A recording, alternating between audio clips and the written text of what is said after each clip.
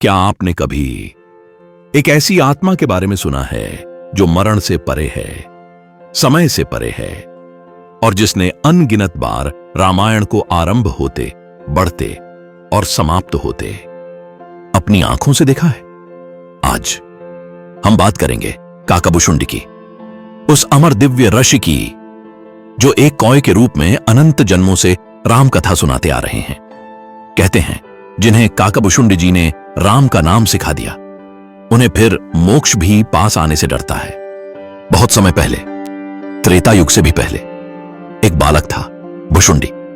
उसे भगवान शिव से इतनी भक्ति थी कि उसका हर श्वास शिव शिव के अलावा कुछ बोल ही नहीं पाता था।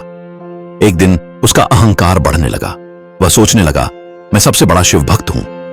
तभी एक दिन ऋषि से उसका विवाद हो गया। भुशुंडी रम गया अपने अहंकार में। ऋषि ने कहा, भक्ति अहंकार से नहीं, विनम्रता से मिलती है। लेकिन भुशुंडी नहीं माना और तब एक दिव्य शाप दिया गया, जाओ, अगले जन्म में तुम कौआ बनोगे। भुशुंडी भयभीत होकर भगवान शिव की शरण में गया। भोलेनाथ, क्या मैं सच में कौआ बन जाऊंगा? भगवान शिव मुस्कुराए, हां, पर याद रखो, हर शाप में वरदान छिपा होता है। उन्होंने कहा, कौए का रूप पाओगे लेकिन अमर रहोगे, तुम समय के पार जाओगे और राम नाम का संदेश सबको दोगे, बस। और तब शुरू हुई एक अनंत यात्रा। काकाभुशुंडी अमर हो चुके थे। युग बदलते रहे, सतयुग, त्रेता, द्वापर, कलयुग, फिर वापस सतयुग, और वे उड़ते रहे, देखते रहे, समझते रहे। उन्होंने रामायण को अनगिनत बार होते देखा।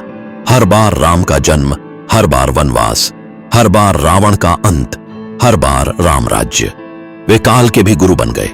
एक बार भगवान विष्णु के वाहन गरुड़ को एक सवाल परेशान कर रहा था, राम, जो स्वयं विष्णु हैं, उन्हें इंसान बनकर क्यों कष्ट सहने पड़े? कोई भी उसका उत्तर नहीं दे पाया। तब उसे कहा गया, एक ही ऋषि है जो इसे समझा सकते हैं, काकाभुशुंडी। गरुड़ पहुंचे नील पर्वत की चोटी पर। वहां एक शांत कौआ तप कर रहा था, लेकिन उस कौए की आंखों में युगों का ज्ञान चमक रहा था। गरुड़ ने आदर से कहा, मुझे राम का रहस्य जानना है। काकाभुशुंडी मुस्कुराए, बैठो गरुड़, तुम्हें वह कथा सुनाऊंगा जो ब्रह्मांड की सबसे पवित्र ध्वनि है। और फिर उन्होंने शुरू की राम कथा। ऐसी व्याख्या, ऐसी गहराई कि कहा जाता है गरुड़ के पंख भी रो पड़े। काकाभुशुंडी कहते हैं, जिसने राम नाम जप लिया वह जीवन मरण के भय से मुक्त हो गया।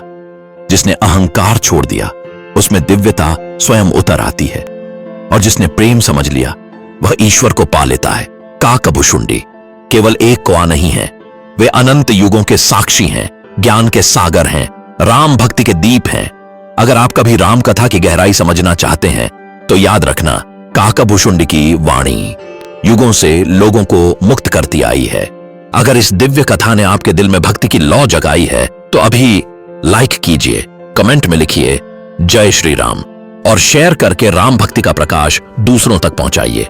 और अगर आप ऐसी ही प्राचीन, शक्तिशाली और छिपी हुई कथाएं हर दिन सुनना चाहते हैं तो डिवाइन स्टोरीज बाय पुनीत को अभी सब्सक्राइब कर लीजिए। कहानी तो बस शुरू हुई है, और भी रहस्य आपका इंतजार कर रहे हैं।